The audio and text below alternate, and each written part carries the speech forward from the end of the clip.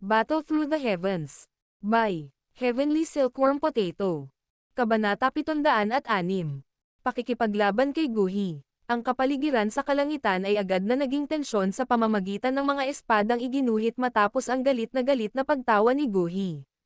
Ang mga ekspresyon ni Jie Xingtian at ng iba ay biglang nagbago nang marinig nila na si Xiaoyan talaga ang nagbigay ng ganoong pangako. Bagamat ang lakas ng una ay tumaas ng husto, may malaking panganib kung gusto niyang talunin si Guhi sa loob ng 10 palitan.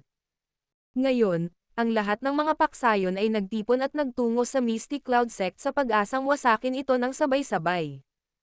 Bukod dito, mayroong 100,000 miyembro ng hukbo mula sa imperial na pamilya na nagsimulang palibutan ang paanan ng bundok.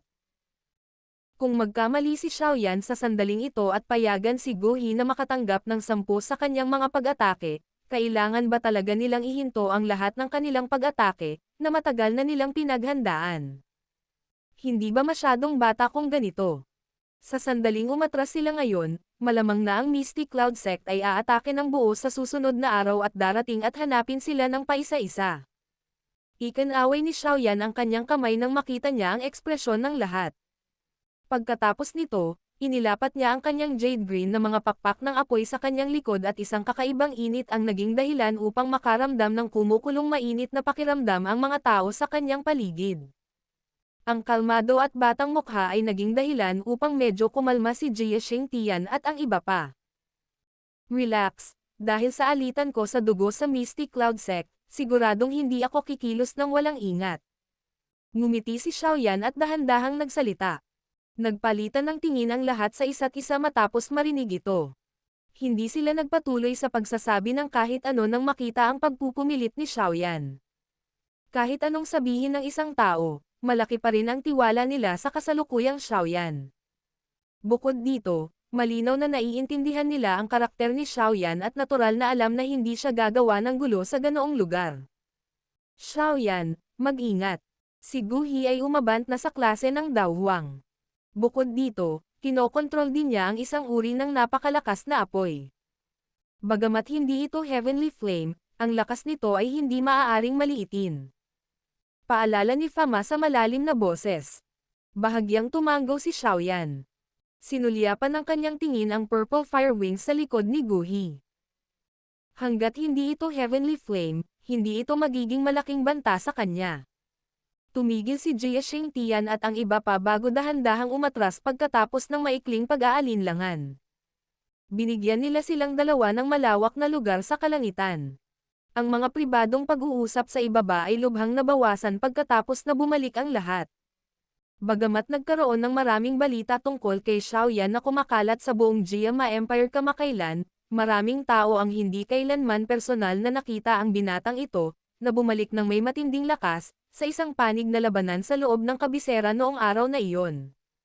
Kaya naman, napakaraming tao ang nagpatibay ng saloobin ng pagmamasid sa gilid ng may malamig na mga mata nang marinig nila na walang kahihiyang ipinagmalaki ni Xiaoyan na kaya niyang talunin si Guhi sa loob ng 10 palitan. Ang ilan sa mga eksperto na may lubos na kaugnayan kay Guhi ay hindi maiwasang mapangiti ng panunuya. Sinabi ng lahat na ang taong ito ay may malaking lakas ngunit sa huli ay isa lamang siyang bata, mayabang na brat. Si Yun Shan ay muling tumalikod at umupo sa upuan ng pinuno. Nakatingin ang kanyang mga mata sa dalawang tao sa langit at ang sulok ng kanyang bibig ay tumaas sa isang bahagyang madilim ng ngiti. Alam na niya na hindi kakayanin ni Guhi ang kahihiyang ito at makialam. Kahit na ang 10 kasunduan sa palitan ay lumampas ng kaunti sa kanyang mga inaasahan, malamang na nangangahulugan ito na gagawin ni Guhi ang lahat. Sa oras na iyon, dapat siyang makapagdulot ng ilang pinsala kay Xiaoyan kahit na natalo siya kay Xiaoyan. Sa ilalim ng yugto ng kasal, hindi mapigilan ni Yun na itaas ang kanyang magandang mukha sa sandaling ito. Isang pares ng maningning na mga mata ang tumingin sa itim na damit sa kalangitan.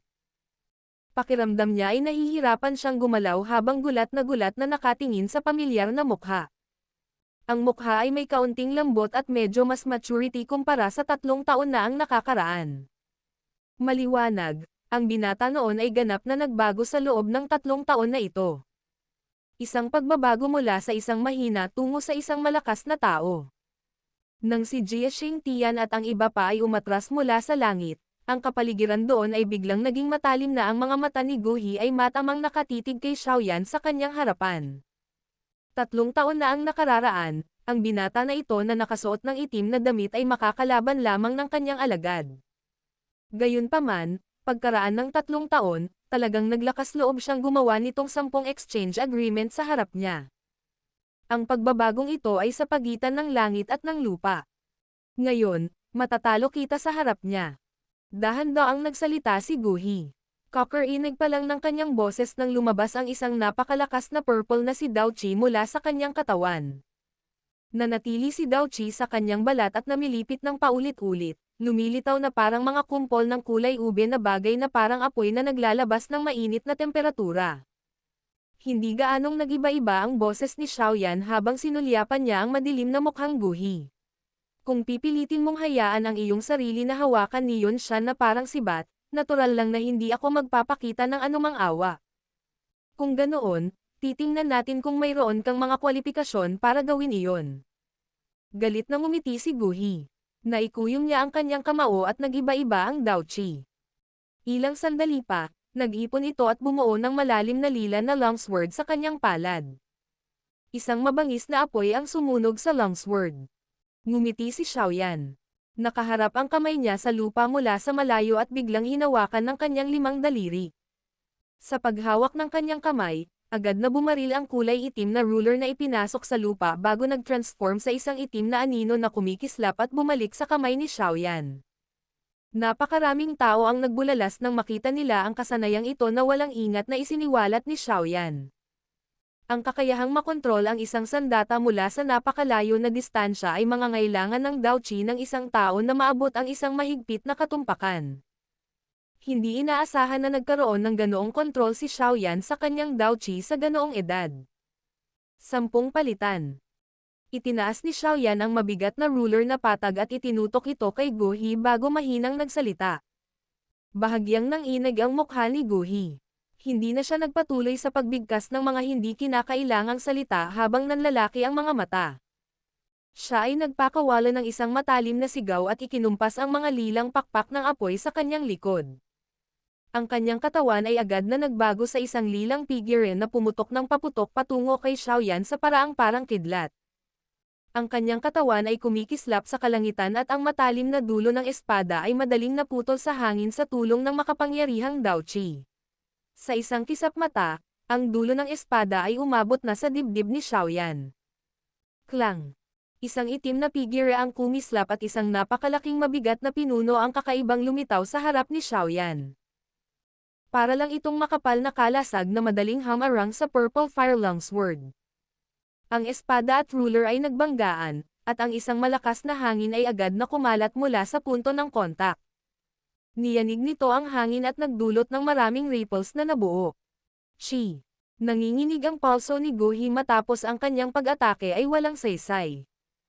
Ang kanyang matalas na mahabang espada ay parang hindi pangkaraniwang makamandag na ahas habang mabilis itong umiikot at gumagalaw sa mabigat na ruler bago biglang tumusok pasulong. Klang! Ang matalas na longsword ay dumaan lamang sa mabigat na ruler nang ang isang mahabang daliri ay mabilis na inilabas. Ang daliri ay agad na pamitik at isang glob ng hangin ang tumpak na tumama sa espada, na nagpatalbog nito sa isang tabi. Ang mabigat na pinuno ay sabay na ikanaway at hinampas patungo sa mukha ni Guhi. Napaatras ang katawan ni Guhi at madaling naiwasan ang atake ni Xiaoyan. Ang kanyang mga mata ay biglang naging mabagsik habang ang Dao Qi ay umaagos sa loob ng kanyang katawan. Ang espada ay nanginginig ng matindi at maraming mga after-image ang agad na lumitaw sa harap ng kanyang katawan habang ito ay patuloy na nanginginig. 1,000 Flame Sword Blades. Ang mga imahe ng espada na lumitaw sa lahat ng direksyon ay sumasakop sa harapan ng katawan ni Guhi sa loob ng ilang paghinga. Ang kanyang kamay ay nanginginig at ang lila na apoy na longsword ay itinulak ng malakas pasulong. Kaagad, ang hindi mabilang na bilang ng mga after-images ay tumusok patungo kay Xiaoyan na parang isang torrent. Napuno ng mainit na mga larawan ng espada ang mga mata ni Xiaoyan. Bagamat ang hindi mabilang na bilang ng mga after-images ay tila ilusyon, ang puwersa na dinala sa kanila ay hindi isang bagay na maaaring maliitin. Kung si Xiaoyan ay walang ingat na makakatanggap ng ganoong pag-atake, ang tunay na sword glow na nakatago sa mga after images ay agad nalilito ng hindi inaasahan, na mahuhuli ng isang ganap na hindi handa. Makikita ng isang tao ang tunay na kakayahan ni Guhi sa pamamagitan lamang ng pagtingin sa sword technique na Dao technique na ginamit niya. Ito ay talagang hindi isang bagay na maaaring ihambing ng isang ordinaryong eksperto. Bukod dito, ang Dao Chi ay suportado ng purple na apoy, na nagbibigay dito ng mas malaking lakas. Kaya naman, maraming tagay ang tumunog sa bukas na lupa sa ibaba ng pinakawalan ang pag-atake ni Guhi. Kusang humigpit ang ekspresyon ni Jie Xingtian at ng iba pa. Kung ikukumpara sa mga tagay at pag-aalala ng iba, ang isip ni Xiaoyan ay walang kaunting ripple. Tahimik niyang tinitigan ang mga maiinit na larawan ng espada na nagmumula sa lahat ng direksyon. Ang ruler sa kanyang kamay ay itinaas pahiga at agad na gumuhit ng medyo misteryosong arko. Ang kanyang kamay ay nanginginig at ang katawan ng pinuno ay may dalang malabong itim na figure na tumusok sa isang magaling na paraan.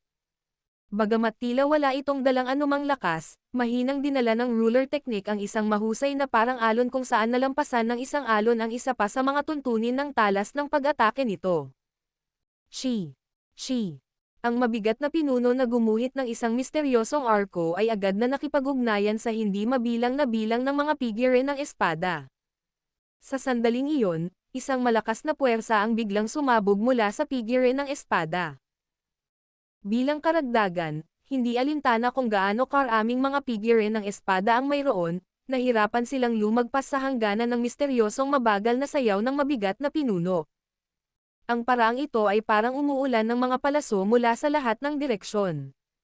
Nang salubungin ng mga palaso ang malalaking alon na parang dagat, lahat sila ay nilamon kahit gaano pa karami ang naruroon. Bahagyang nagbago ang mukha ni Guhi nang maramdaman niya ang kakaibang puwersa na ibinubuga mula sa mabigat na pinuno ng kabilang partido. Naramdaman niya na ang espada na nakatago sa mga after image ay unti-unting hinihila palapit sa mabigat na pinuno. Talagang may kasanayan ang batang ito. Dumaan ang ideyang ito sa kanyang puso. Nanginginig ang kanyang kamay at agad na tumakas ang isang figure ng espada mula sa maraming after images, na tumusok patungo sa dibdib ni Xiaoyan. Kakahayag pa lang ng figure ng espada nang biglang bumilis ang mabigat na pinuno na may kakaibang bilis ng pagsasayaw. Isang puwersa ng pagsipsip ang agad na pumutok at hinayla ang longsword kaya nagbago ang direksyon ng pag-atake nito. Nagulat si Guhi nang magbago ang direksyon ng pag-atake ng longsword. Akmang gagalaw na siya nang biglang kumislap ang itim na anino sa kanyang harapan. Isang palad na naglalaman ng nakakatakot na puwersa ang marahas na hinampas. Nang makita ang pag-atake ng kabilang partido, tumanggi si Guhi na umatras kahit kaunti. Ang kanyang ekspresyon ay naging malamig at ang Dao Chi sa kanyang palad ay mabilis na naipon.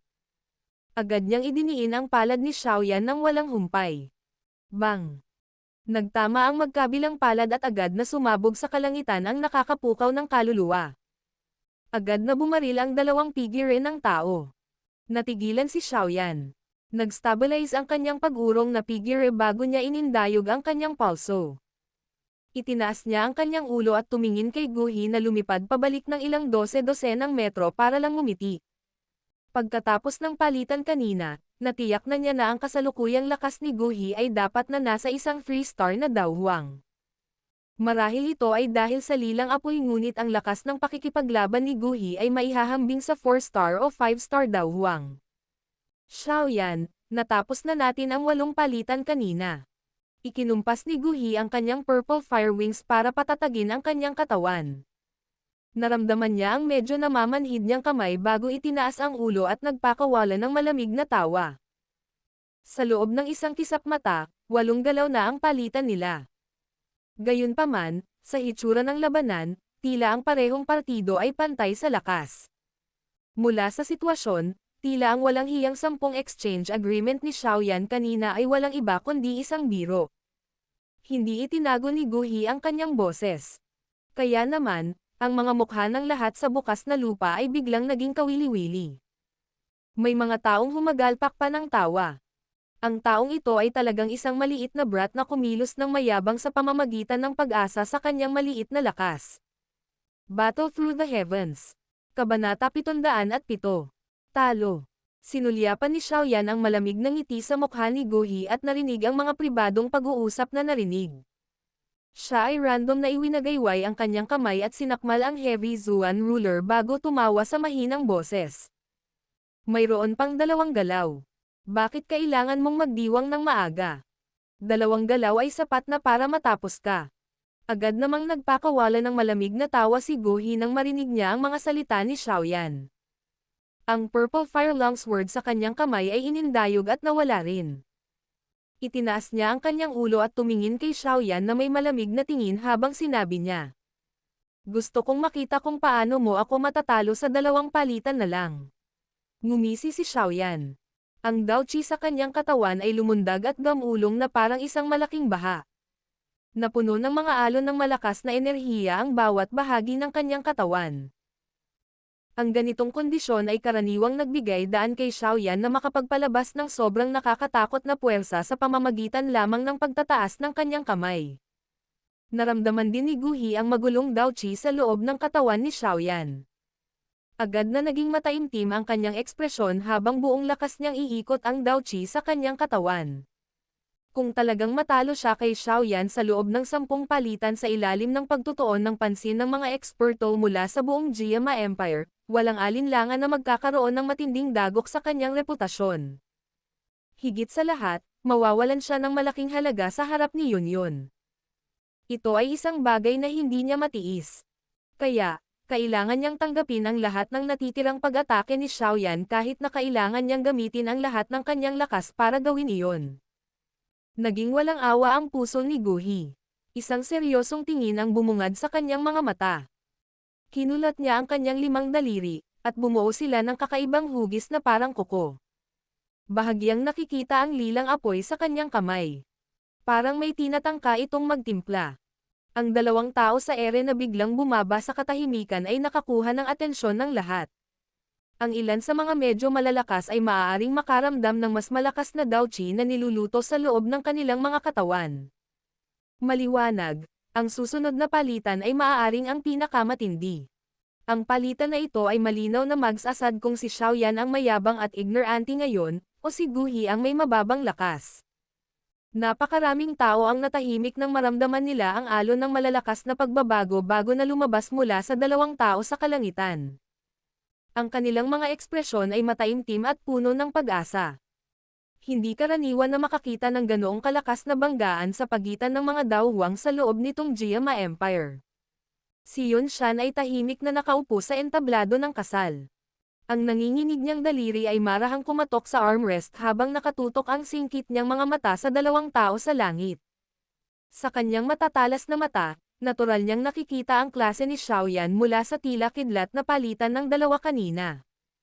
Hindi pa talaga siya nakapasok sa klase ng Daohuang. Marahil ito ay dahil sa chi method ni Xiaoyan at iba pang mga dahilan, ngunit ang kanyang lakas sa pakikipaglaban ay maihahambing sa isang piling tao na Daohuang.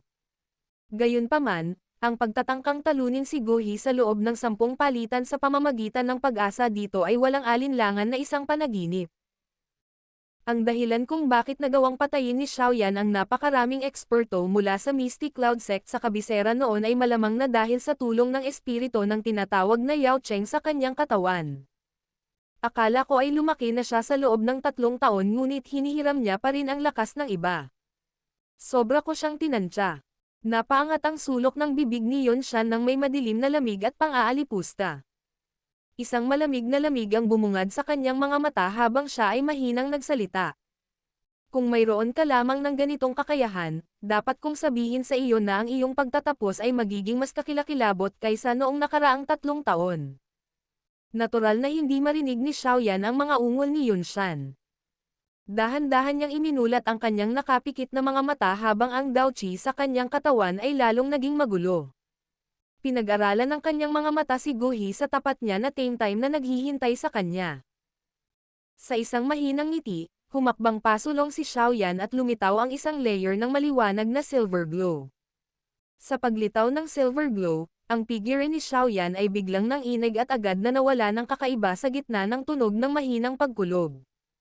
Ang biglaang pagkawala ni Xiaoyan ay agad na nagdulot ng mga tandang sa buong lugar. Maraming eksperto ang nabigla sa mga mukha. Napagtanto nila na wala silang naramdaman nang mawala ang figure ni Xiaoyan. Ang bilis na ito ay talagang nakakatakot at mahirap ipagtanggol bilang isang multo. Bahagyang napataas ang kilay ni Yunshan sa sandaling ito. Ang bilis na ipinakita ni Xiaoyan ay naging dahilan para medyo nagulat siya. Ang isa na pinakabalisa sa pagkawala ni Xiaoyan ay natural na si Guhi. Gayunpaman, ang huli ay hindi nagkulang sa karanasan sa labanan. Kaya naman, ang kanyang espiritual na lakas ay mabilis na kumalat mula sa gitna ng kanyang mga kilay matapos na bahagyang magulat. Ang kanyang espiritual na pagdama ay sumasakop sa buong kalangitan na parang sapot ng gagamba. Lumabas ka. Isang malamig na ngiti ang pinakawalan ni Guhi matapos na ilabas ang kanyang spiritual perception. Ang mga pakpak sa kanyang likod ay nakabakaka at ang kanyang katawan ay sumugod patungo sa isang lugar na hindi kalayuan sa kanya sa paraang parang kidlat. Isang malakas na hangin ang naghihintay na makalabas mula sa kanyang mga kulot na kuko. Ang mga matutulis na kuko ay marahas na umatake sa isang tiyak na espasyo. Gayunpaman, bago pa makalapit ang hangin mula sa kuko, nagkaroon ng bahagyang pagbabago sa hangin. Kakaibang bumungad ang isang itim na damit. Lumalabas ang taong nakasuot ng itim na damit na nakagawa ng kakaibang selyo ng kamay ang magkabilang kamay. Nakaumbok din ang kanyang bibig na tila palaka. Ang hitsura na ito ay naging sanhi ng pagkagulat ni Guhi. Kakagalaw pa lang niya ng katawan para umatras ng may malamig na kislap na sumili sa mga mata ni Xiaoyan. Isang malakas na daoche kaagad at biglang sumigaw sa kanyang lalamunan. Lion Tiger Gold Shattering Roar. Roar. Isang dagandong ng tigre na parang kulog na tumutunog sa isang maaliwalas na kalangitan ang umalangaw-ngaw sa buong kalangitan. Ang nakakatakot na sonic wave na sumabog sa sandaling iyon ay naging sanhi ng hindi mabilang na bilang ng mga eksperto na nahuli sa kawalan upang makaramdam ng pagkabingi. Ang ilan sa mga mahihinang alagad ng Misty Cloud Sect ay nakaramdam ng pagkahilo at ang mga mas mahina ay napailing hanggang sa sila ay himatayan. Ang biglaang ligaw, marahas na sonic wave ay may napakalaking epekto kay Guhi, na nasa malapit. Kaya naman, sa kabila ng pagiging malakas ng huli, saglit pa rin siyang nag-absent-minded ang daochi sa kanyang katawan ay naging mapurol din. Ang ganitong uri ng kawalan ng pag-iisip ay tumagal lamang ng isang hininga bago mabilis na nakabawi si Guhi. Ang unang bagay na ginawa niya pagkatapos gumaling ay ang ligaw na pagmanyobra ng daochi sa kanyang katawan. Pagkatapos nito, ang daochi ay umagos na parang agos patungo sa magkabilang kuko. Malinaw niyang naunawaan na sa labanan sa pagitan ng malalakas, isang agarang paghahati ng atensyon ng isang tao ang magpapasya sa mananalo. Dahil sa paningin ni Xiaoyan at sa kanyang mapanlinlang na sarili, natural na imposibleng madaling hayaang makatakas ang ganitong uri ng butas. Kaya naman, ang unang bagay na ginawa niya nang siya ay gumaling ay ang ilabas lahat. Dahil sa kanyang paghahanda kanina, ang pagpapatawag sa kanyang daochi sa pagkakataong ito ay tumagal lamang ng isang iglap. Pagkatapos nito, ang palad ni Guhi ay natatakpan ng isang siksik na kulay lila na apoy. Nalanta ang apoy bago tuluyang nagsama-sama tungo sa kasing laki ng kamaon na hugis ng agila. Bahagya pa itong nagbuga ng sigaw ng agila. Ang huling pag-atake ni Xiaoyan ay mabilis na natapos nang ang lilang apoy ay nagsama-sama sa palad ni Guhi. Ang jade green na apoy ay nananatili sa kanyang katawan habang ang isang mabangis na apoy ay tumakip sa kanyang magkabilang kamao. Ang lakas ng glazed lotus heart flame ay ganap na pinakawalan sa sandaling ito. Purple Eagle Incineration. Nanguna si Guhi sa pag-iyak pagkatapos niyang tila naramdaman ang nakakatakot na enerhiya na pinagsama-sama sa kamao ni Xiaoyan. Ang lilang agila sa kanyang kuko ay agad na lumaki. Nag-transform ito sa 12-dosenang talampakan sa isang kisap mata bago binalot sa kanyang katawan. Ang isang sigaw ng agila ay agad na tumunog at ang napakalaking mga pakpak ay ipinapak. Mabangis na sumayaw ang kuko ni Guhi at pinunit si Xiaoyan. Ang magkabilang kuko ay naputol sa hangin at ang isang matinding alon ay lumawak na parang tubig. Ang kakilakilabot na pagpindot na ang pagpapapakpak ng mga pakpak ng purple na agila ay agad na naging dahilan upang ang lahat ay hindi sinasadyang magbago ng kanilang ekspresyon kahit na ang dalawa ay nasa itaas ng bukas na lupa. Ang pag-ataking ito ni Guhi ay naging sanhi ng kahit isang dalubhasa na tulad ni Hai Badong na magpakita ng isang solemne na ekspresyon. Ang napakalaking Fire Eagle ay mabilis na lumaki sa mga mata ni Xiaoyan. Ilang sandali pa, sa wakas ay gumalaw ang katawan ni Xiaoyan. Sa harap ng pag-atake na dumating sa kanyang harapan, si Xiaoyan ay hindi umatras kahit kalahating hakbang. Bahagya niyang ikinukot ang kanyang mga paa at ang madilim na berdeng apoy sa kanyang kamao ay biglang nagsimulang mabilis na supulan ang sarili. Sa ilang paghinga lang, ang orihinal na matangkad na madilim na berdeng apoy ay lumiit na sa parang putik na layer. Ito ay kahit na medyo katulad sa isang kakaibang cuticle tulad ng substance. Ang ganitong uri ng madilim na berdeng apoy na katulad ng parang putik na bagay ay tumakip sa kamao ni Xiaoyan. Sinulyapan ni Xiaoyan ang kakaibang putik na nabuo mula sa may pressure na glazed lotus core flame. Ito ay isang espesyal na bagay na natuklasan niya sa pamamagitan ng pagbabago. Ang ganoong substance na nabuo mula sa naka-pressure na glazed lotus core flame ay nagawang ilabas ang lahat ng lakas nito sa isang iglap. Gayunpaman, ang ganitong uri ng gawain sa paglikha ng presyon ay hindi simple. Kahit na sa kasalukuyang lakas ni Xiaoyan, bahagya lang niyang natakpan ang kamao nito. Hindi niya talaga alam kung hanggang saan ang kailangan niyang abutin kung gusto niyang takpan ang buong katawan niya. Kung talagang makakamit niya ang yugtong iyon, malamang na anumang random na banggaan ni Xiaoyan ay magkakaroon ng nakakatakot na mapanirang lakas. Itinaas ni Xiaoyan ang kanyang ulo at tumingin sa napakalaking purple eagle sa malapit. Hinarap niya ang malamig na mukha ni Guhi sa loob ng Fire Eagle at ngumiti. Pagkatapos nito, kinuyam niya ang kanyang 5 daliri at ang kamao, na natatakpan ng madilim na berdeng putik, ay agad na binasag ng marahas laban sa napakalaking purple na agila nang walang anumang mag-agarang galaw. Ang suntok na ito ay walang kahit katiting na kakayahan na magsalita. Sa mga mata ng hindi mabilang na mga tingin sa ibaba, parang itinaas ni Xiaoyan ang kanyang kamao at nabangga ang napakalaking purple na agila na nilikha ni Guhi nang walang takot sa kamatayan. Ang ganitong uri ng hindi katimbang na banggaan ay nagdulot ng hindi mabilang na bilang ng mga tao na tahimik na umiling. Ang isang binata ay kung tutuusin ay isang binata. Masyado siyang pabigla-bigla. Hindi sinasadyang kinagat ni Yun ang kanyang ibabang pulang labi sa harap ng naturang banggaan. Marahang nang inag ang maselang kamay sa ilalim ng kanyang manggas. Ang pag-ataking ito ni Guhi ay isang bagay na naging dahilan upang maging siya ay makaramdam ng pressure na mahirap ilarawan. Kung ikukumpara sa mga nakakaawang tingin ng iba, ang tingin ni Yun Shan, na sa huli ay nagpapanatili ng malamig na ngiti, ay nakatingin sa layer ng manipis na dark green na putik. Isang solemn na ang bumungad sa kanyang mga mata. Hindi niya inaasahan na si Xiaoyan ay makakapag-pressure ng enerhiya dahil sa kanyang lakas, na wala pa sa antas ng Daohuang. Ang tila mahinang kamao ni Xiaoyan sa wakas ay bumangga sa napakalaking agila na nilikha ni Guhi sa harap ng mga mata ng lahat. Natahimik ang buong langit sa sandaling iyon. Ang huling galaw. Nakita ni Guhi ang pagbuka at pagsara ng bibig ni Xiaoyan at ang malamig na ngiti na nakapaloob sa sulok ng bibig ng huli sa sandaling nagbanggaan ang kamao at kuko. Malabo niyang naririnig ang mga salitang lumabas sa bibig ng kabilang partido. Wala nang oras si Guhi para mag-react pagkatapos ng mga salita nang tumunog ang isang enerhiya na nagpasindek sa kanya hanggang sa muntik nang lumabas ang kanyang kaluluwa ay biglang sumabog mula sa suntok ni Xiaoyan sa kanyang harapan, na sumabog sa agos ng tubig baha. Ang lakas na ito ay nakakatakot. Nanliit ang mga mata ni Guhi sa lakas niya. Bang! Battle through the heavens. Kabanata 708. Patayin ang lahat. Isang malakas na pagsabog ang umalangaw-ngaw sa kalangitan na parang kumukulog. Malinaw pa rin itong naririnig kahit mahigit 100 kilometro ang layo.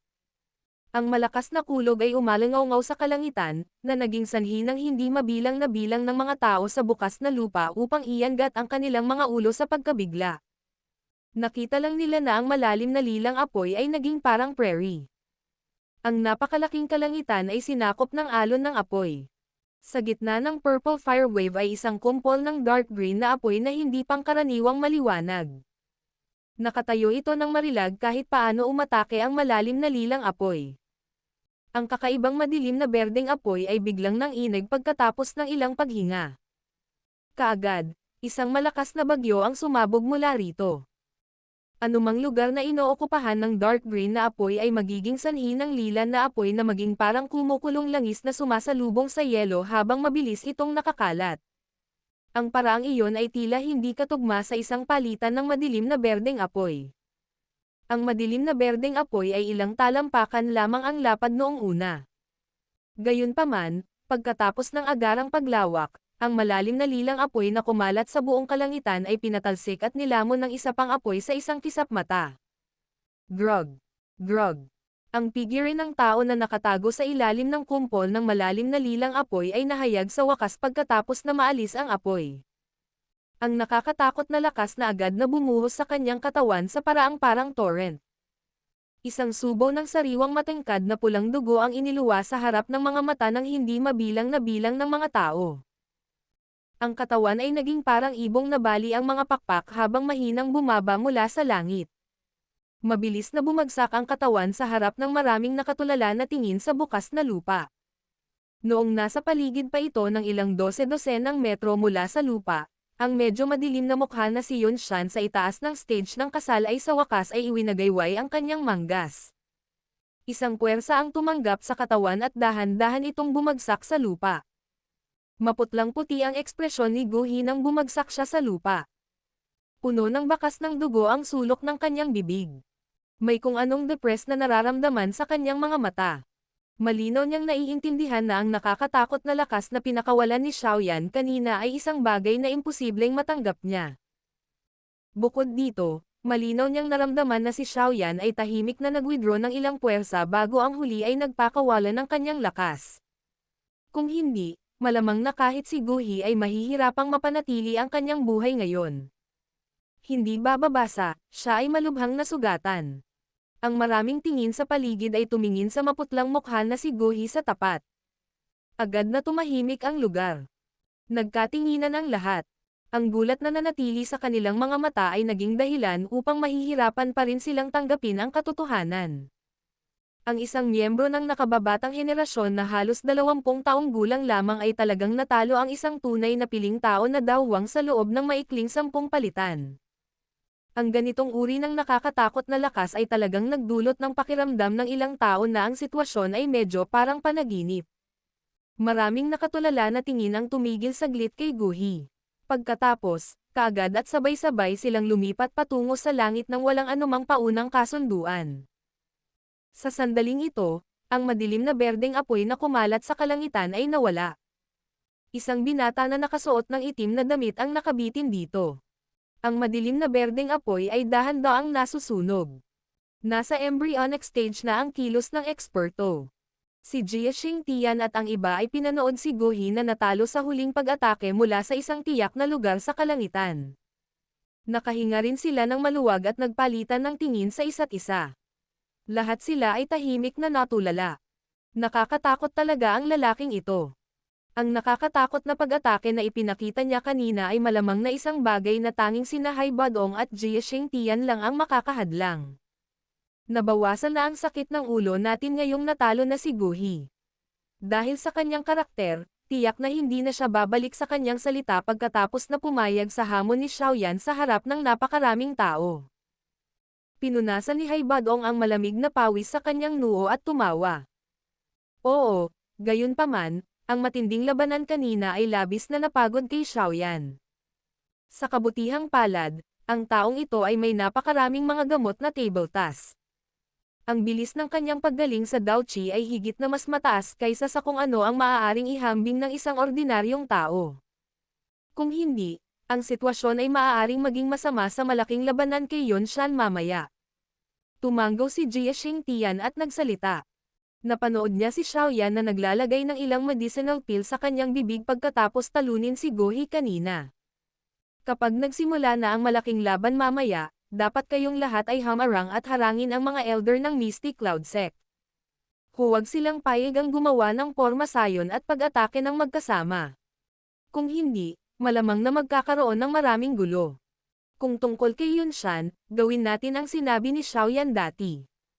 Ipaubaya siya kay Xiaoyan upang hawakan. Ang mga tingin ni Hai Badong ay dahan-daang dumaan patungo sa napakalaking Mystic Cloud Sect at nagsalita sa malalim na boses habang tinitingnan ang mga elder ng Mystic Cloud Sect na nakabitin sa hangin. Payagan siyang makitungo kay Yunshan ng mag-isa. Hindi ba medyo delikado iyon? Ang deputy head ng Alchemist Association, si Chi Mi-er, ay nag-alinlangan sandali bago sinabi. Relax, hindi mo dapat kalimutan na si Xiaoyan ay nasa tulong pa rin ng misteryosong gurong iyon. At saka, kung talagang hindi niya ito magagawa, kami ni Old Jia o ang Serency Scaly Beast ay mabilis na makakalaya at makakatulong sa kanya. Dahil sa nakakatakot na lakas ng iilan sa amin, malamang na makakalaban pa namin si Yunshan ng ilang sandali.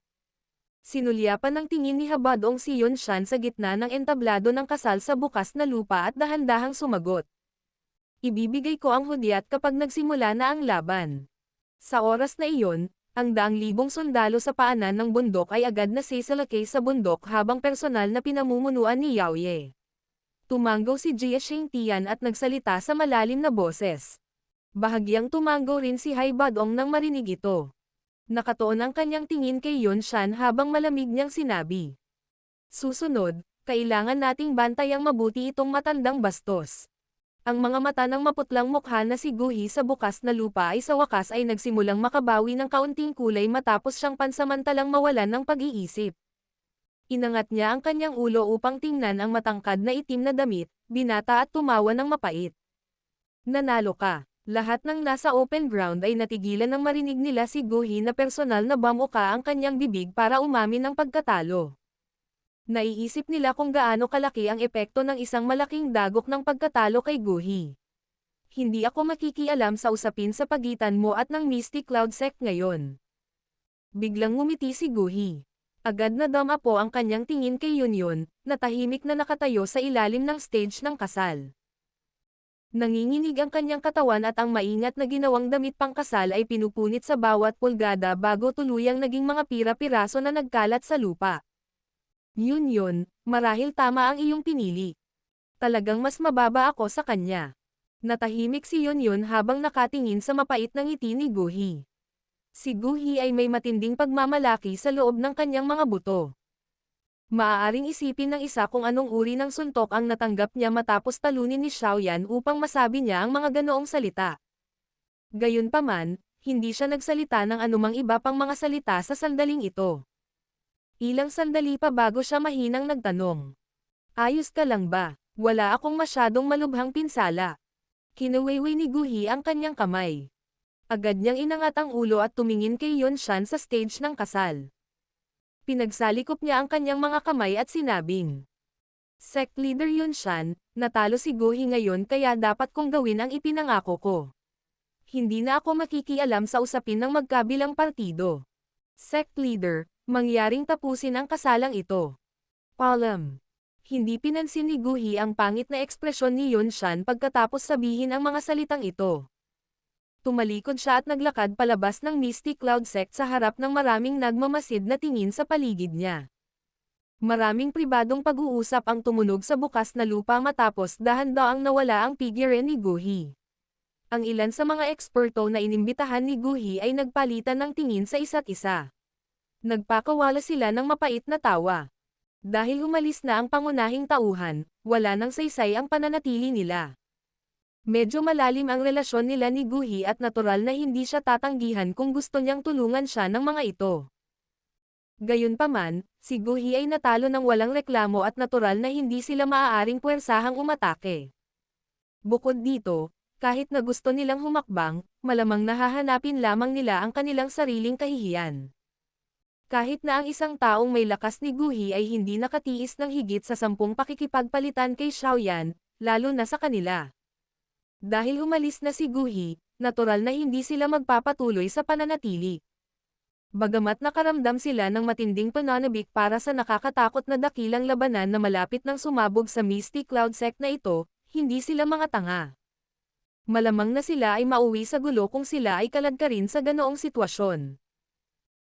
Kaya naman, pagkatapos ng tahimik na pagpapalitan ng mga tingin ng mga taong ito, ang mga mas magaling ay itinaas ang kanilang mga kamay patungo kay Yunshan sa entablado ng kasal habang ang mga sirasirang iyon ay hindi man lang umimik bago silang lahat ay tumalikod at nagtungo sa labas ng Misty Cloud Sect. Ang bukas na lupa ay agad na naging medyo walang laman pagkatapos umalis ang mga ekspertong ito.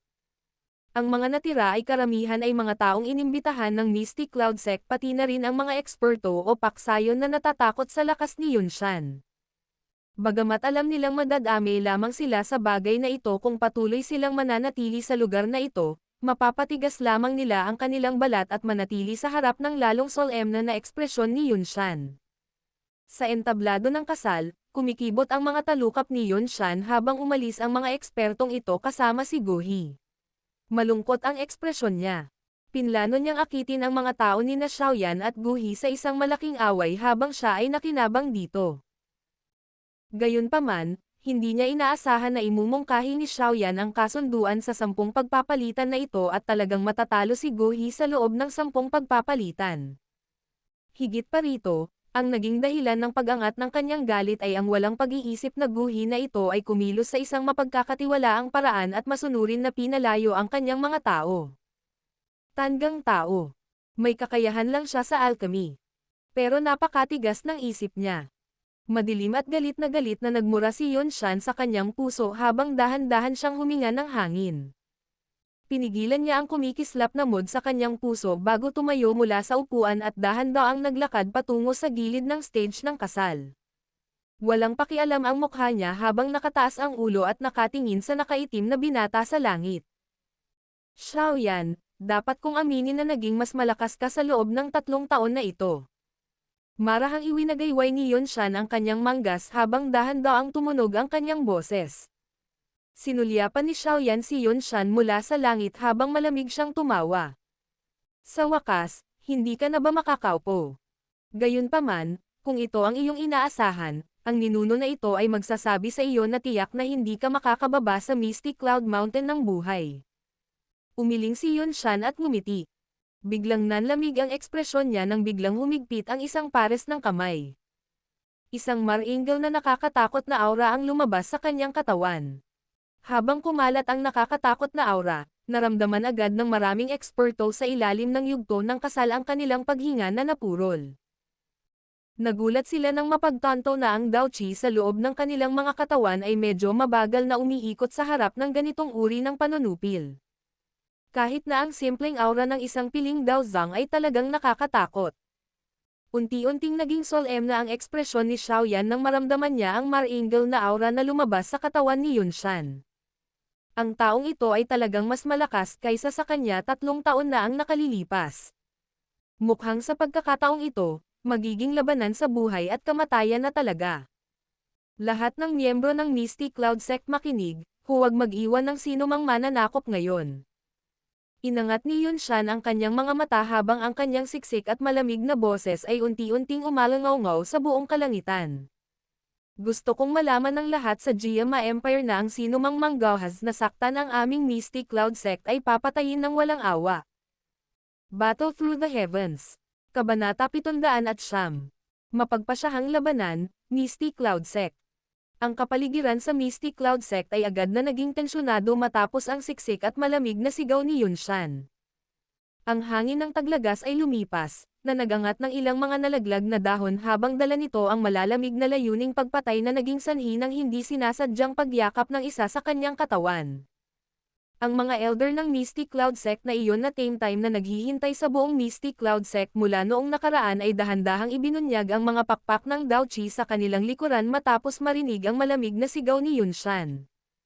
Ginalaw nila ang kanilang mga kamay at tumalon ang mga matatalas na sandata na naglalaman ng malamig na kislap. Maraming tumutusok, kumikinang na mga mata ang bumaril sa karamihan ng tao sa kalangitan na nagtataglay ng katulad na malakas na line-up.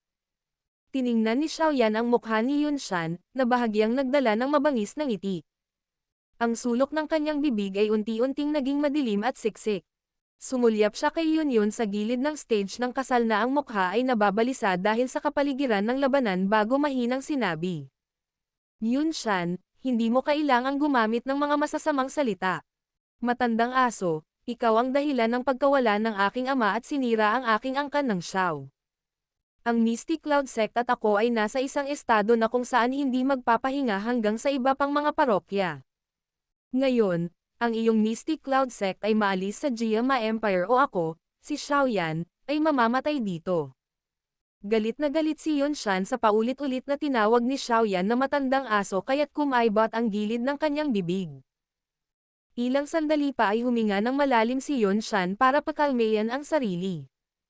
Siya ay nagsalita sa isang masamang paraan. Munting bastos, ang iyong ama ay wala sa aking mga kamay. Kung hindi, pinahirapan ko siya ng maayos upang maalis ang puot sa aking puso. Wala sa iyong mga kamay. Agad na pinaikit ni Xiaoyan ang kanyang mga mata nang marinig niya ito. Humigpit ang kamao sa ilalim ng kanyang manggas habang tumatawa. Matandang aso, sa wakas ay inamin mo na ang pagkawala ng aking ama ay may kaugnayan sa iyong Mystic Cloud Sect. Ang ningning sa mga mata ni Xiaoyan ay biglang naging mabagsik matapos ang kanyang pagtawa bago siya tumingin kay Yunyun sa ilalim ng entablado. Iyon ang unang pagkakataon na ibinuka niya ang kanyang bibig para makipag-usap sa kanya mula nang magpakita siya. Naiintindihan mo na ba? Noon, hindi mo ba ibinuka ang iyong bibig upang patunayan na ang Mystic Cloud Sect ay walang kinalaman sa usapin tungkol sa aking ama? Namutla ang magandang mukha ni Yunyun. Malinaw niyang naririnig ang galit at pangungutya sa boses ni Xiaoyan. Noon, nanumpa siya na malamang na hindi niya naiintindihan ang Mystic Cloud Sect. Gayunpaman, ang mga salitang binibigkas ngayon mula sa bibig ni Yunshan ay parang isang sampal na marahas na tumama sa kanyang mukha. Kaya ginawa mo talaga yon. Puno ng hindi paniniwala ang mukha ni Yunyun. Nanginginig ang mapupulang labi niya nang mag-iba ang mood niya.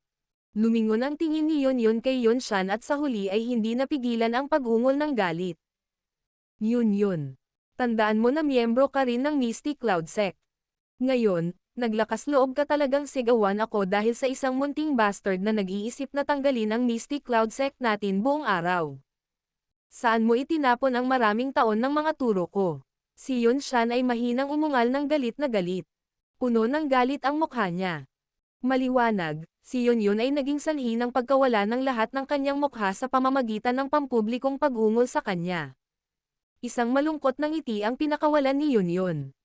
Noong una, palagi niyang iniisip na dahil sa galit ni Xiaoyan noon ang naging dahilan upang gumawa siya ng walang ingat na kilos na naging kaaway niya ang Mystic Cloud Sect. Gayunpaman, sa hitsura nito ngayon, ang pinakawalang muwang na tao ay ang kanyang sarili. Ang Mystic Cloud Sect ay naging sanhi ng pagkawala ng ama ni Xiaoyan. Sa makatuwid, tiyak na malungkot si Xiaoyan sa ganoong sitwasyon. Gayunpaman, pinilit niyang maging partial sa Mystic Cloud Sect noon. Malamang na ang puso niya ay lubos na nabigo sa kanya noon. Ang maselang kamay ni Yunyun sa ilalim ng kanyang manggas ay buong lakas na humawak. Isang masakit sa puso ang lumitaw nang tumusok ang kanyang mga kuko sa kanyang palad. Ngayon, naalala niya ang malamig na mga mata ng binata na hinabol ng Mystic Cloud Sect sa malayo. Naunawaan ni Yunyun na dapat ay nagkaroon siya ng matinding puot sa kanya mula pa noong una. Bagamat malayo ang agwat nila, nakita ni Xiaoyan ang biglang paghindayog at hindi matatag na katawan ni Yunyun. Nagsalubong ang kanyang mga kilay at agad niyang pinatigas ang kanyang puso at ibinaling ang kanyang tingin bago malamig na nagsalita kay Yunshan. Kung wala ang aking ama sa Mystic Cloud Sect, nasaan siya? Siya ay nasa isang lugar na hindi mo malalaman. At saka, kahit na alam mo, wala kang kahit katiting na kakayahan na iligtas siya. Tumawa si Yunshan sa madilim at malamig na paraan. Dahil naihayag na ng kanyang mga salita ang lahat, hindi na niya kailangan pang magtagol ng anuman. Dapat nasa kamay siya ng Hall of Souls, tama ba? Biglang nanliit ang mga mata ni Yunshan nang marinig niya ang pangalan na naging dahilan ng pagtayo ng buhok ng isang tao na malumanay na lumulutang palabas sa bibig ni Xiaoyan. Ang kanyang boses ay naging mas paos at mas siksik kaysa dati. Alam mo talaga ang tungkol sa Hall of Souls. Oh, tama, dapat ang espiritual na katawan sa loob mo ang nagsabi sa iyo tungkol sa kanila. Ang mga salita ni Yunshan ay naging sanhi din ng bahagyang pagbabago ng ekspresyon ni Xiaoyan. Talagang alam niya ang pag-iral ni Yao Lao. Tila ang matandang asong ito ay nakikipagtulungan sa Hall of Souls. Mukhang ngayong araw na ito. Kailangan din niyang maging maingat. Likas kong aayusin ang isyo ng aking ama. Gayunpaman, bago ito, kailangan kong tapusin ka, matandang aso. Unti-unting pinatahimik ni Xiaoyan ang pagbabago sa loob ng kanyang puso. Ang isang malakas na Daochi ay unti-unting lumuhad sa kanyang palad habang dahan-dahan siyang nagsasalita. Ngumiti si Yunshan. Gayunpaman, isang hibla ng malamig na kadiliman ang sumili mula sa kanyang ngiti. Ikinaway niya ang kanyang malaking kamay at nagsalita ng may isang makapal na ngiti. Sa pagkakataong ito, gagawin kong ganap na mawala ang iyong Shao Clan sa Jiama Empire. Lahat mula sa Misty Cloud Sect, makinig. Patayin sila. Ang tense na kumakalat na kapaligiran ay agad na nasira matapos ang huling salita ni Yunshan ay tumunog. Tiningnan niya ang mga pumapapakpak na pakpak sa likod ng maraming Misty Cloud Sect's elders na nakabitin sa hangin bago sila bumuhos sa kalangitan at mahinang pinalibutan si Jie Xingtian at ang iba pa. Huwag hayaan silang bumuo ng kanilang porma sayon. Atake. Ang Hai Badong ay nagpakawala rin ng isang mahigpit na sigaw nang gumalaw ang lahat ng elder mula sa Misty Cloud Sect. Ang mga nagyayelong pakpak sa kanyang likod ay nakaflap at ang malakas na Daochi ay lumundag palabas mula sa kanyang katawan. Naubos na ang Spiritual Recovery Purple Pill, ang kanyang lakas ay unti-unting lumalapit sa kanyang pinakamataas sa loob ng ilang araw. Bagamat mayroon pa rin siyang gap kumpara sa isang tao sa tuktok ng klase ng Dao Huang, tulad ni Jie Xingtian, hindi siya malayo doon. Kaya naman, ang kanyang malakas na aura ay naging sanhi ng pagbabago ng mga mukha ng maraming tao sa sandaling ito ay sumabog. Si Hai Badong ang unang nagmamadaling lumabas pagkatapos na pumutok ang kanyang aura. Isang malalamig na talam na parang Daochi pillar ang kumalat at nakalok sa isang malakas na matandang tao sa gitna ng maraming elder. Tulad ng sinasabi, ang isang aksyon ay makakaapekto sa sitwasyon sa kabuuan. Ang inisyatiba ng Hai Badong sa pag-atake ay agad na nagdulot ng malaking komisyon. Sa likod niya, sina Jie Xingtian, Fama, Old Yingo, Ziyan, at ang iba pa ay agad na sumunod sa likuran.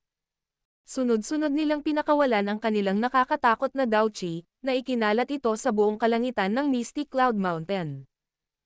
Ang lakas na nilikha ng Daochi ay sumasakop sa buong taluktok ng bundok.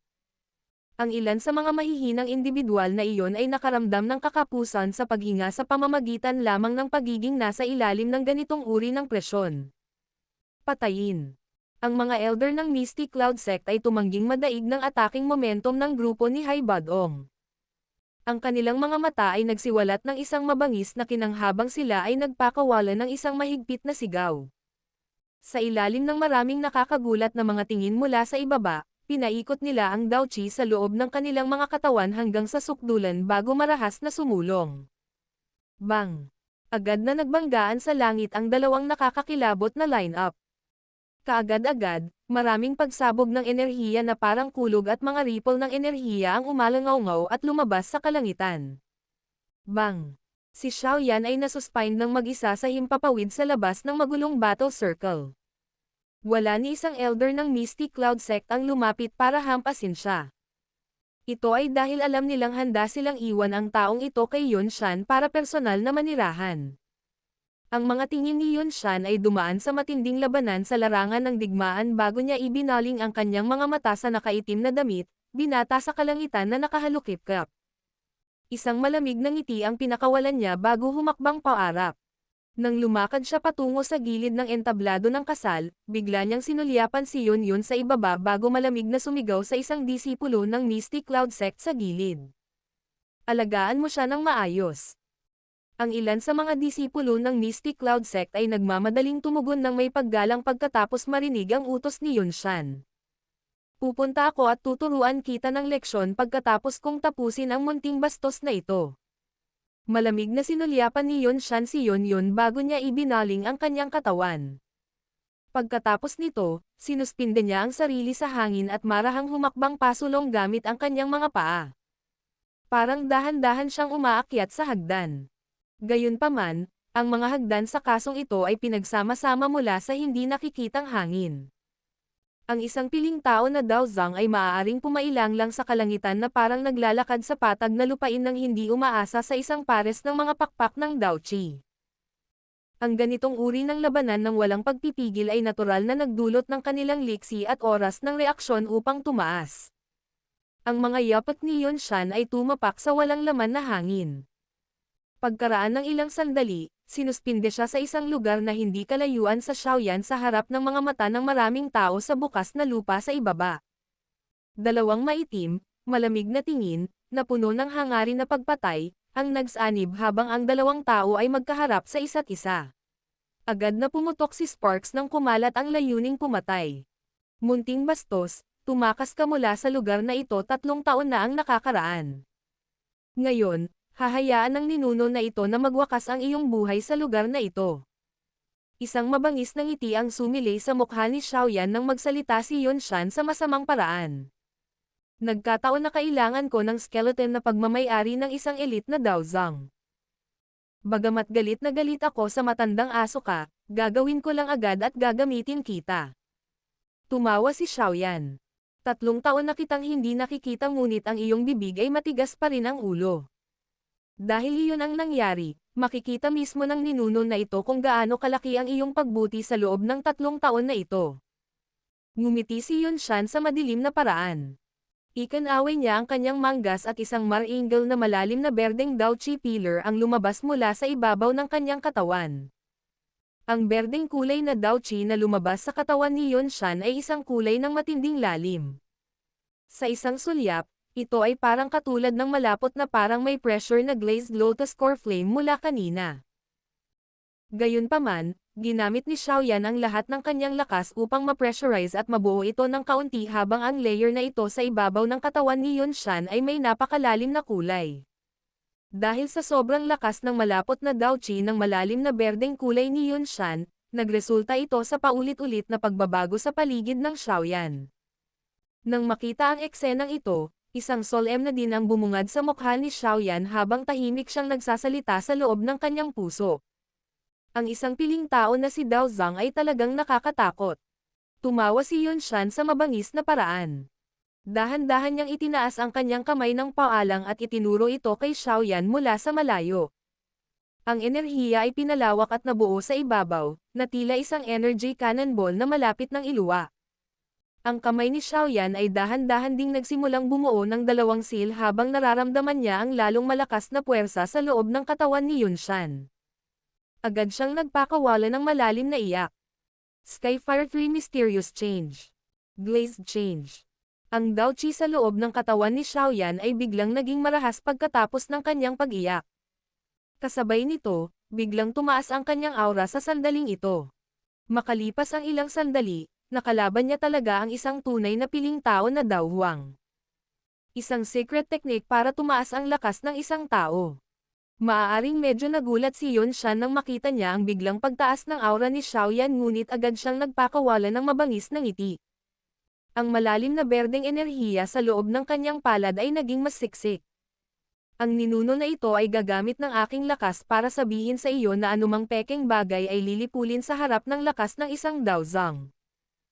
Ngayon, gaano man karaming taktika ang mayroon ka, hahayaan ka ng ninuno na ito na pagsisihan mong bumalik muli. Battle Through the Heavens. Kabanata 710. Mapagpasyahang labanan kay Yunshan. Unti-unting nanlamig at natahimik si Shaoyan matapos marinig ang malamig na mga salita ni Yunshan na puno ng layuning pumatay. Ang malakas na jade green na Daochi ay kumulot at bumangon mula sa kanyang katawan na parang apoy at agad na binalot ang kanyang buong loob. Skyfire 3 Mysterious Change. Hindi niya ito ginamit mula nang lumabas si Shaoyan mula sa ilalim ng bakuran ng Jianan Academy. Sa kasalukuyan, ang Heavenly Flame sa loob ng kanyang katawan ay pinagsama mula sa Green Lotus Core Flame at ang Fallen Heart Flame. Ang lakas na maaaring makuha ng secret technique na ito ay ganap na nakadepende sa lakas ng Heavenly Flame. Kaya naman, ngayong muli itong ginamit ni Shaoyan, natural na mas malaki ang lakas na nadagdagan nito kaysa noong ginamit niya ito noon. Noong si Shaoyan ay nasa klase ng Daoling, nagawa niyang umasa sa secret technique na ito para makipaglaban kina Liu Qing, Lin Shuya, at iba pang tao sa tuktok ng klase ng Daoling o maging sa mga ekspertong Dawang. Kaya naman, Pagkatapos niyang gamitin ang Skyfire 3 Mysterious Change, ang lakas sa kanyang ibabaw ay hindi na mababa kaysa sa isang elite na 4-star o 5-star dawhwang. Idinagdag ito sa pagiging kakaiba ng Flame Mantra pati na rin ang kanyang pisikal na katawan na pinadalisay ng maraming espiritual na mga gamot, sapat na ang lakas na may lalabas ng kanyang makapangyarihang Dao Chi para makipaglaban sa isang tao sa tuktok ng klase ng dawhwang.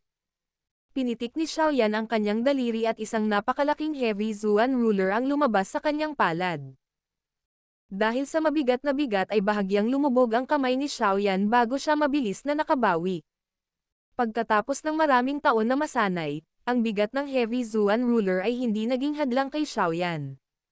Bagamat ang pagsupil ng Heavy Zuan Ruler sa sirkulasyon ng Dao Chi sa loob ng kanyang katawan ay magiging sanhi ng bahagyang pagbaba ng lakas ng pakikipaglaban ng isang tao, ang disbentahan na ito ay nabawasan na hanggang sa halos wala itong epekto pagkatapos ng napakaraming taon na masanay dito. Kaya naman, natural na wala itong gaanong epekto kay Xiaoyan.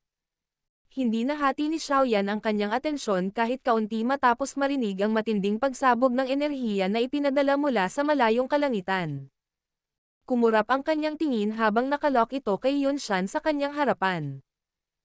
Bahagyang pumulupot ang kanyang mga paa at naging parang isang mabangis na leon na nangangaso, kung saan ang nanginginig niyang kalamnan ay nagtago ng malakas na pagsabog. Napangiti si Yunshan habang tinitingnan ang maingat na paraan ni Xiaoyan na para bang nahaharap siya sa isang malakas na kaaway. Nanginginig ang kanyang manggas at ang malambot na tela na kanyang isinuot ay naging tigas na hindi mas mababa sa bakal pagkatapos ibuhos dito ang Dao Chi. Kung ang lakas ng isang tao ay umabot sa antas ng isang Daozang, halos lahat ng bahagi ng katawan ng isang tao, kabilang ang kahit isang hibla ng buhok, ay maaaring maging isang matalim na sandata sa pagpatay. Halika, hayaan ang ninuno na ito na tingnan at tingnan kung anong uri ng suporta ang mayroon ka para maglakas loob na bumalik muli. Ang malalim na berdeng enerhiya sa kanyang palad ay mabilis na umikot habang tumatawa si Yunshan sa isang siksik at malamig na boses. Walang ekspresyon ang mukha ni Xiaoyan, at hindi siya umimik. Isang makapal na maliwanag na pilak na kinang ang mabilis na lumitaw sa kanyang mga paa. Bahagyang nanginginig ang kanyang katawan. Pinaikit ni Yunshan ang kanyang mga mata at tumingin sa hindi gumagalaw na si Xiaoyan sa tapat. Gumalaw ang daliri sa ilalim ng kanyang manggas, at sa malamig na pagtawa, bigla niyang iwinagayway ang kanyang manggas. Kaagad, nagdala ito ng isang nakakatakot na malakas na hangin na marahas na tumama sa isang tiyak na bahagi ng hangin. Bang! Isang matigas na manggas na malabakal ang gumupit sa hangin. Bago ito makarating sa isang tiyak na bahagi ng hangin, bigla itong nagiba at kakaibang lumitaw ang isang itim na figure. Ang mabigat na pinuno ay nagdala ng isang mabangis na lakas at walang humpay na nabasag ng marahas sa manggas. Nakipag-ugnayan ang dalawa sa himpapawid at isang parang kulog at kulog na tunog ay agad na umalangaw-ngaw sa buong lupain. Mabilis na kumalat ang malaripol na puwersa at bahagyang nag-vibrate ang hangin habang kumalat ito. Nanginginig ang braso ni Yunshan nang magbanggaan ang dalawa habang ibinuhos nito ang lahat ng puwersang natanggap nito. Ang itim na figurang iyon, gayunpaman, ay paulit-ulit na umatras ng ilang hakbang bago ito naging matatag at nagsiwalat ng sarili. Ang taong iyon ay nakakagulat na si Xiaoyan na dapat ay nasa kabilang panig. Tunay ngang mabilis ang iyong bilis ngunit iyon ay kapaki-pakinabang lamang laban sa isang dalubhasa na dawhwang. Laban sa akin. Tumingin si Yunshan kay Xiaoyan na mahigpit na kinuyam ang kanyang 5 daliri sa kanyang likuran. Ang after-image na iniwan ni Xiaoyan sa lugar na iyon ay nagkalat hanggang sa isang malabong imahe na lang ang natira. Hindi napigilan ni Yunshan na umiling at malamig na tumawa. Ganun ba? Paano ito? Walang pakialam na sinulyapan ni Xiaoyan ang matandang ito na medyo mayabang. Isang mahinang ungol ang lumabas sa kanyang lalamunan bago biglang nagbago ang kanyang handsil. Isang lilang itim na glow ang agad na lumitaw sa kanyang likuran. Muling lumitaw ang isang pares ng malasubstansya at itim na pakpak. Ang pares ng purple-black na pakpak na ito ay sumunod sa jade fire na mga pakpak habang ang mga ito ay umaabot. Ang paraang iyon ay para bang ang mga pakpak ng apoy ay nababalot ng isang patong ng itim na pakpak. Ang pares ng purple-black wings na ito ay natural na purple cloud wings na matagal nang hindi ginagamit ni Xiaoyan. Mula nang siya ay umabant sa klase ng Dawang, ang bilis ng paglipad ng mga pakpak na nabuo mula kay Dao Chi ay higit na lumampas kaysa sa Purple Cloud Wings. Kaya naman, matagal na siyang hindi gumamit ng ganitong uri ng paglipad ng Dao Technique. Gayunpaman, hindi ito nangangahulugan na nawala na ang paggamit nito. Ang pagiging matawag na isang napakabihirang Dao Technique sa kontinente, natural na hindi lamang ito nagkaroon ng kaunting kakayahan. Ang isa pang epekto nito ay ang dahilan kung bakit dumami ang halaga nito. Ang epekto ay superimposition. Ang tinatawag na superimposition ay tulad ng iminungkahing pangalan nito. Ito ay upang mag-overlap ng dalawang magkaibang bagay na magkasama. Ito ang kaso para sa Flying Dao Technique. Kapag ang lakas ng isang tao ay umabot na sa klase ng Dawang, mapapatong ng isa ang dalawang uri ng mga pakpak na magkasama. Ang bilis ng ganitong uri ng superimposition ay natural na lumampas sa isang ordinaryong pares ng Dao Chi Wings. Ang tanging disbentaha ay naubos nito ang napakaraming Dao Chi. Kung hindi, kung ito ay ginamit upang mabilis na masakop ang mga distansya, ang bilis na iyon ay tunay na magpapahintulot sa isa na maramdaman ang tinatawag na paghabol sa mga bituin at buwan. Ang superimposition ng mga pakpak ay katulad ng Skyfire 3 Mysterious Change dahil ito ay ipinakita rin ni Xiaoyan sa unang pagkakataon pagkatapos na tumaas ang kanyang lakas. Gayunpaman, ang pagkabigla na dulot ng ganitong uri ng superimposisyon ay medyo makikita mula sa sorpresa na lumitaw sa mukha ni Yunshan. Masasabi ng isang hindi sinasadya na sa pagpapatong ng mga pakpak at isang D-class low-level na agility technique tulad ng 3000 lightning movement, ang bilis ni Xiaoyan ay muling tataas sa isang bagong antas. Ang ganitong uri ng bilis ay isang bagay na kahit isang taong may kakayahan ni Yunshan ay hindi maglalakas loob na maliitin. Matapos ang pagpapatong ng mga pakpak, ang pares ng mga pakpak ng Dao Chi sa likod ni Xiaoyan ay naging isang maitim na berdeng kulay mula sa jade green. Ang mga pakpak ay nakabakaka at maraming sinag ng liwanag ang nananatili sa kanila. Bagamat ito ay medyo hindi gaanong maganda kumpara sa naunang jade green na mga pakpak ng apoy, ang malalim, pinipigilang kulay ay naging dahilan upang hindi ito manggahas na maliitin ito. Ang mga pakpak na maitim berde ay dahan-daang ibinaba at isang hanging parang substansya ang damaloy sa buong katawan ni Xiaoyan bago kumalat ng sipol. Napangiti lamang si Xiaoyan matapos maramdaman na ang kanyang katawan ay biglang naging mas magaan kaysa dati. Tiningnan niya ang unti-unting humihinang ngiti sa mukha ni Yunshan at sinabing, "Matandang asong Yunshan, nangangahas ka pa bang sabihin na wala na itong silbi ngayon?" Hindi nagbigay ng kahit katiting na oras si Xiaoyan para sumagot si Yunshan pagkatapos sabihin ang mga salitang iyon. Ang mga pakpak sa kanyang likod ay biglang ibinaba at agad siyang nawala sa gitna ng mahinang tunog ng kulog.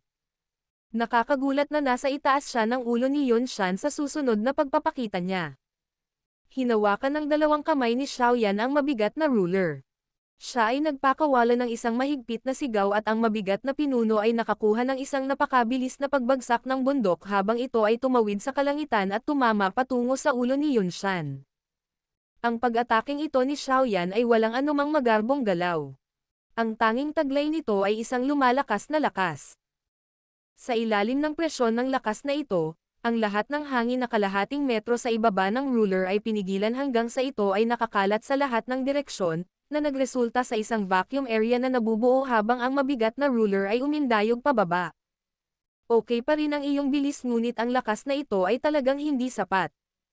Malamig na tumawa si Yunshan habang nakatingin sa mabigat na ruler na mabilis na lumalawak sa kanyang mga mata. Kinuyam niya ng mahigpit ang kanyang kamao at agad na sinuntok si Xiaoyan sa hangin. Nang ihagis ang suntok niya sa harapan, isang arko ang agad na bumungad sa hangin sa harapan niya. Isang invisible air cannonball ang mabilis na nabuo bago ito tuluyang nagdala ng matalim na tunog na umalangaw-ngaw sa hangin. Bigla itong bumaril at bumangga sa mabigat na ruler ni Xiaoyan. Bang! Ang mabigat na ruler ay halos kalahating metro mula sa ulo ni Yunshan nang bumangga ito sa hindi nakikitang bola ng kanyan. Niyanig ito ng rebound force na ipinadala sa mabigat na ruler hanggang sa paulit-ulit itong nanginag. Kung hindi ganoon kalakas ang lakas ni Xiaoyan, malamang na ang pag-ataking ito ay naitapon na sa kanyang kamay ang mabigat na pinuno. Nang inag ang katawan ni Xiaoyan, at ganap na nalutas ang puwersang ipinapadala mula sa ruler. Si Xiaoyan ay hindi umatras kahit kaunti. Ang mga pakpak sa kanyang likod ay naka-flap habang siya ay nag-transform sa isang itim na linya at pumasok sa gilid ni Yanshan. Sabay bigla niyang hinigpitan ang kanang kamay at nanginginig ang braso sa kakaibang paraan. Isang malakas na puwersa ang mabilis na nagtipon sa kanyang kamao. Ilang sandali pa, naduraj ito patungo sa dibdib ni Yanshan sa technical na paraan. Octane Blast. Isang mababa, malalim na boses ang ipinadala mula sa bibig ni Xiaoyan.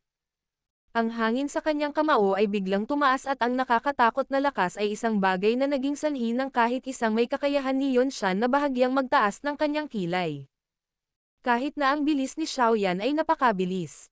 Si Yanshan, bilang isang piling Daozang, ay natural na hindi mahina. Sa ganoong kagyat na oras, ang kanyang mga paa ay marahas na humakbang pababa at ang parang dagat na umaalon na Daoqi sa loob ng kanyang katawan ay agad na lumundag sa harap ng kanyang katawan. Sa isang kisap mata, nag-ipon ito at nabuo ang isang deep green viscous energy liquid sa kanyang katawan. Chi. Ang kamao ni Xiaoyan ay nagdala ng nakakatakot na puwersa habang ito ay marahas na hamampes sa malapot na likidong enerhiya. Nagkabanggaan ang dalawa at nagbuga lang ng bahagyang tunog. Ang nakakatakot na lakas sa kamao ni Xiaoyan ay mabilis na kumalat na para bang ito ay tuluyang nilamon. Ginamit mo na ang hakbang na ito 3 taon na ang nakakaraan. Malamig na tumawa si Yanshan nang makita niya ang pagkagulat na bumalatay sa mukha ni Xiaoyan. Ang katulad na paglipat na ito ay maaari ring maging sanhi ng hindi ka komportable. Malamig ding tumawa si Xiaoyan. Biglang pumihit ang kanyang braso at mabilis na naglabas ng tunog ng basag ng buto. Marahas na nanginig ang kamao niya. Isang nakatagong puwersa ang mabilis na lumabas na parang undercurrent habang nanginginig ang kamao. Agad itong dumaan sa malapot na likido na parang depensa at sumabog na parang bomba sa damit ni Yanshan. Unti-unting naging madilim at malamig ang ekspresyon ni Yanshan habang matatag na tinatanggap ng kanyang katawan ang nakatagong puwersa ng pag-atake ni Xiaoyan. Sumikip ang dibdib niya at biglang kumabog. Isang maringal na puwersa ang lumabas mula sa lahat ng direksyon at ang unang tumama ay si Xiaoyan na pinakamalapit sa kanya. Ang mga yapak ni Xiaoyan ay dumaong sa walang laman na hangin at ang mga pakpak sa kanyang likod ay pumutok din. Matagal bago niya ilabas ang lakas. Isang muffled na pakiramdam din ang ipinadala mula sa dibdib ni Xiaoyan. Madilim at malamig ang tingin ni Yanshan habang nakatingin kay Xiaoyan na mabilis na umaatres. Dahan-dahan niyang ibinaba ang ulo at tinignan ang mga gutay-gutay na robe sa dibdib niya. Ang gutay-gutay na robe ay nagsiwalat sa kanyang dibdib kung saan may nakatatak na matingkad na pulang marka ng kamao sa sandaling ito. Malinaw, naiwan ito ni Xiaoyan kanina. Hihihi. Magaling. Napakagaling. Ikaw ang unang taong nag-iwan ng marka ng kamao sa aking katawan mula noong ako ay sumulong sa klase ng Daozang. Ang mukha ni Yanshan ay naging madilim at nanlamig habang nakatingin sa marka ng kamao. Isang layuning pumatay na naging sanhi ng lamig ng puso ng isang tao na unti-unting kumalat sa kanyang katawan. Dahil kaya mong maabot ang yugtong ito, hahayaan ka ng ninuno na ito na makita kung ano ang isang elite na Daozang.